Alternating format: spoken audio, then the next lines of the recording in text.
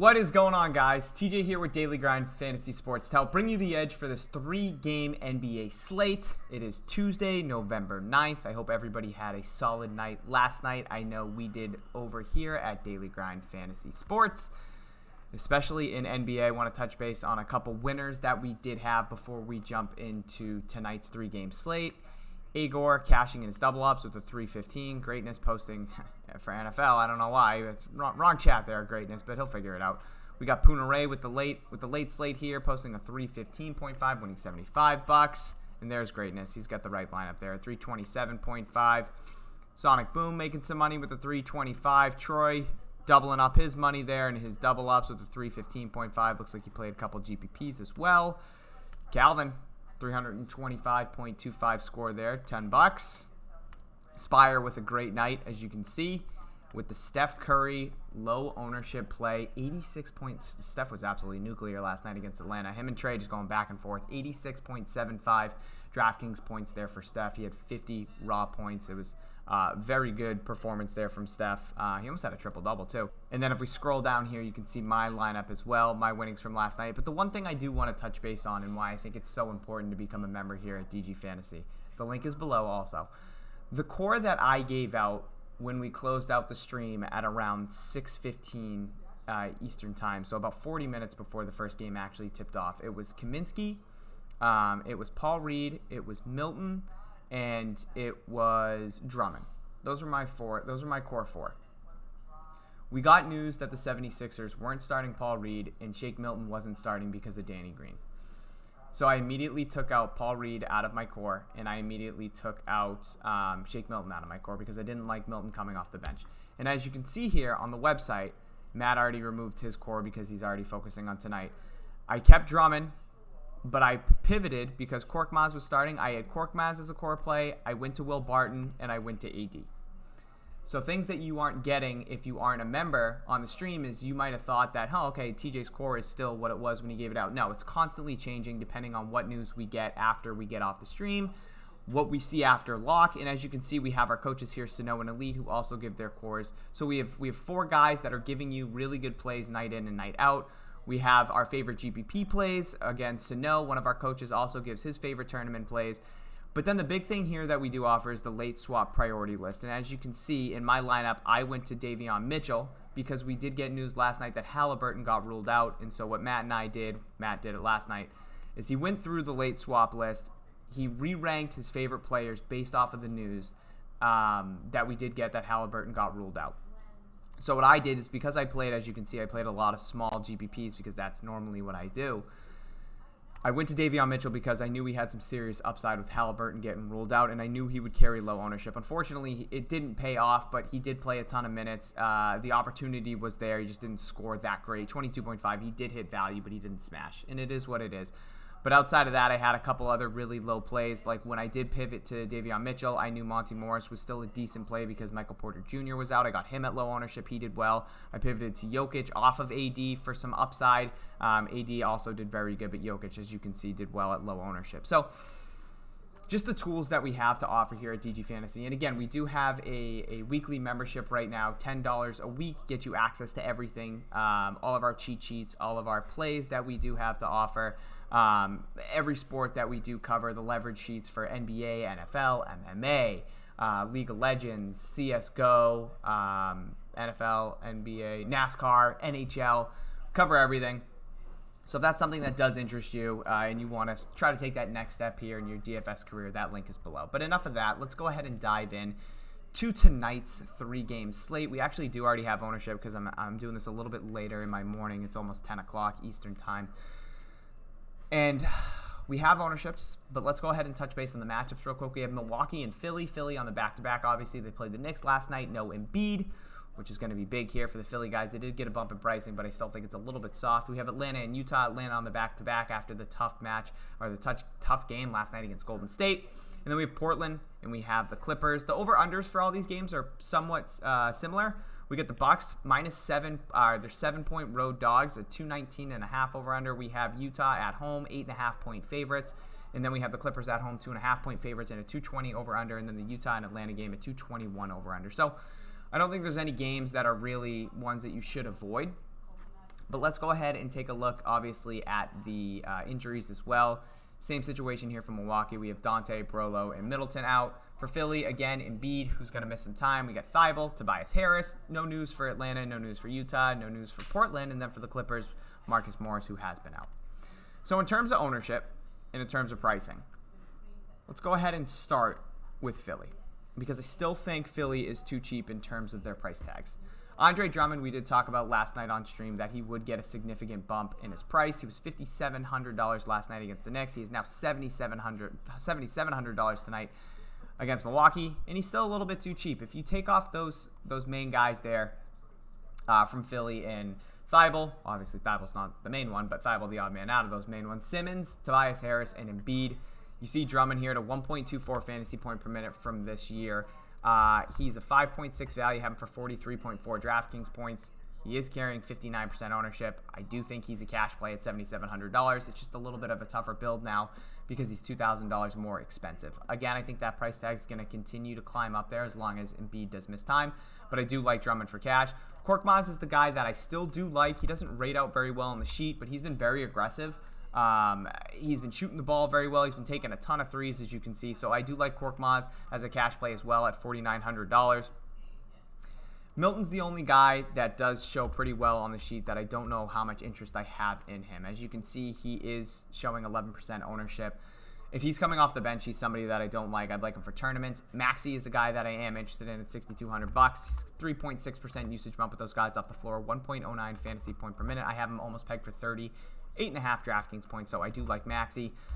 Danny Green, guy that we talked about last night on the stream, $4,200. Deemed him as a tournament play. He gets a 3.8% usage bump with those guys off the floor, 0.88 fantasy points per minute. I have him for 28 DraftKings points, so I do like Danny Green as the last piece. If you're landing there, I think you're going to have at least two of these guys for cash tonight from the Philly side, most likely Drummond and Korkmaz. If you have a third, if it's Tyrese Maxey, if it's Danny Green, I can get behind it. As you can see here, Seth Curry also $5,900. He's very scoring dependent. If he can get some assists and get you some rebounds, kind of fill out that stat sheet, I like him a lot more. But, you know, in terms of what he does and brings to the floor from DraftKings and from a game perspective, it's a lot of just independent scoring. So I think my favorite plays are going to be Drummond and Korkmaz. And again, if I have a Maxey in my lineup or a Danny Green tonight, I can get behind that. On the other side of the ball, when it comes to Milwaukee, you can see Bobby Portis coming off an absolutely monstrous game against Washington starting. If Bobby Portis starts again at $5,400, he's going to be a cash lock. As you can see here with Brolo, Dante, and Chris Middleton off the floor, I have him as a 5.6 value, 30 DraftKings points. Giannis, with those guys off the floor, 1.71 fantasy point per minute this year, 35% total usage. So I do like him in cash. So Bobby Portis and Giannis would be my cash plays here for Philly, especially with Embiid being out. So I think it's a better matchup there for those guys down low, even with Drummond. So that's where I'd be looking for cash. So I think I'm going to have a lot of cash considerations from Milwaukee and from Philly, and rightfully so. They are the two teams that are dealing with the most injuries at this time. Grayson Allen's going to be a great tournament play for me. He's currently showing 17% ownership. If he sneaks in my lineup, I'm cool with that. $5,100, 2.7% usage bump with those guys off the floor. It's been a 1.05 fantasy point per minute since coming over from Memphis with those guys off. So he's been great. I have him for 32.5 DraftKings points. And as you can see, he's been very consistent as of late besides that Detroit game. So I do like Grayson Allen if you're landing there as a last piece. But I think Giannis and Bobby Portis is where you start from Milwaukee. You get your Philly exposure here, and then you kind of move on. Atlanta and Utah. On the Atlanta side of the ball, coming off a back-to-back, very tough matchup here against Utah. I don't really know how much interest I have in these guys for cash. As you can see, I don't really have anybody stand out as a very good value. John Collins would be my favorite, and as you can see, he is carrying the most ownership outside of right in front of Trae Young. I have him projected for 33.6 DraftKings points. Not in love with anybody here on the Atlanta side, so I'm not going to sit here and just kind of talk about them too much. I have a little bit of interest here in Utah. I really like Rudy Gobert for tournaments. Only 15% owned at $8,900. I think it's a really good matchup here down low against Capella and John Collins. The only thing I'd get worried about here is a potential blowout, especially Atlanta coming off a back-to-back, and we know how good Utah is. 8.5 point spread right now. You can't assume in the NBA. It's the biggest thing. So, you know, in terms of tournaments, this is a game I'm going to attack because if Atlanta can keep it close, I think this game could be potentially high scoring. But in terms of cash, again, I don't have anybody from this game that I would be considering a cash play as of now, unless we get some sort of injury news or update. Portland and the Clippers, I do have some cash considerations from here. CJ McCollum, as you can see, is one of the better value plays that I do have. He is carrying almost 36% ownership right now. I have him pegged for 41 DraftKings points. He's a 1.14 fantasy point per minute this year at $7,200. Projected 36 minutes, so he just rates out pretty well on the sheet. Again, Fantasy Cruncher has him for 38.87. I have him for 41, so I do like the value there with CJ at 72. Norman Powell, I think this price tag is going to continue to come up at $5,200. I have him as the best value here for Portland. I have him for almost 31 DraftKings points, 0.96 fantasy point per minute this year. So if you're landing on a CJ or a Powell in your cash lineup, I can get behind that. Anthony Simons, I don't have a lot of interest at $3,800. He's a decent last piece, but again, I'd rather go to the value here with Philly and then even potentially some value with Milwaukee. But I guess if you're landing there, I don't hate it. I think, again, the guys I'd want to consider here for cash would be CJ and would be Norman Powell. Outside of that, only tournament plays. Larry Nance is intriguing at $3,100. He has been getting some minutes, a little bit inconsistency there. High teens, low 20 type minutes. I think the matchup against the Clippers is good for him. So I could see him potentially hitting value there at $3,100, maybe getting you 20 plus DraftKings points. I have him pegged for 16. So again, more of a tournament play, and then Dame is a tournament play as well. And then on the other side of the ball with the Clippers, I like Paul George. I don't know if I'm going to be able to get him tonight at 10.5 because I think Giannis is going to be my spend up. And then obviously if you have Drummond as well, it might hinder your ability to go up and get one more stud there with Paul George. I think it is something you might be able to pull off. He's carrying 25% ownership, but I have some more interest in some of these cheaper guys here, like a Terrence Mann at $5,100. I have him for 26 DraftKings points. He's currently showing 21.3% ownership. Reggie Jackson leading the way here at $6,300, 26.2% ownership. I have him pegged for 31.26 DraftKings points. So I don't think any of these Clippers are locks in terms of cash, but I think there is some good value here with Reggie Jackson, with Terrence Mann. I don't know if I'm going to be able to go up and get Paul George, again, if I'm spending up for Giannis, but I do think he's going to be a cash consideration. I have interest in Batum at $5,200. He's been absolutely amazing with Marcus Morris off the floor. As you can see, he's been very consistent. He's been getting very good minutes. The usage has been okay, but he's been very aggressive shooting the ball, and he's been putting up a lot of threes, which is big. So if he can knock down some threes at $5,200, I do think he's able to pay off that price tag tonight. So I think if you land on a Clipper as a last piece in cash, Zubac, I think same thing. He's only showing 10% ownership, but I wouldn't mind landing on him. I think Batum would be the cheap guy that I'd be going to, or Terrence Mann from the Clippers, but I think landing on one of these guys for cash is definitely viable. So I think for now, guys, in terms of cash, it's going to be a lot of Milwaukee and a lot of Philly. Real quick, I do want to touch base just on the matchup last night for Philly. It was a very short rotation, only 8 guys, and then Paul Reed, as you know, he was a lock. We did take him out I did take him out after I saw that he wasn't going to be starting. Only played 5 minutes, so it was a really condensed lineup here.